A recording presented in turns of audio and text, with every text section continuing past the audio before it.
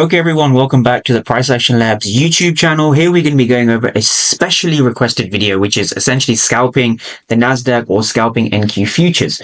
So just before we begin with the video, we just want to kind of go over the ICT concepts, and then we're going to combine this with the order flow.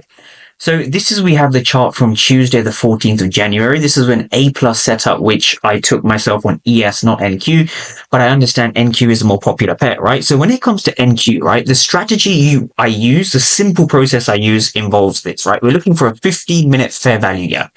That is the first thing we're looking for. The next thing we're looking for is for a 1-minute mitigation or a 1-minute entry into this zone, right? So we're looking for price to enter this zone. And once we get there, we're then looking at the order flow, right? The order flow being the most important thing.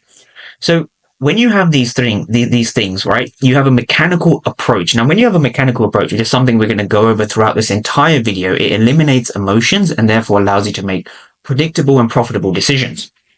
So again, this is NQ on the 14th of January. So we need to start with a 15-minute time frame. So a 15-minute, fair value gap is what gives you overall context in the market. We're going to be going over step one to begin with, right? So as you can see here, we had a very, very large news event. And here the price gives us a 15-minute fair value gap.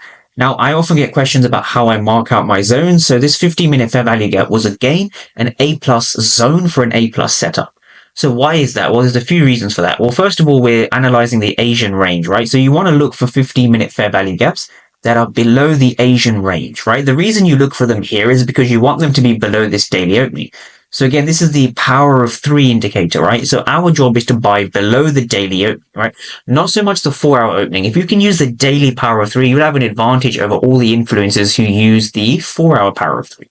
So that's the first important thing, right? So we're looking for the Asian range, right? Just a quick tip on the Asian range. When you see price taking out the Asian range high, and then you see price taking out the Asian range low, you need to understand what's happening in this overall cycle.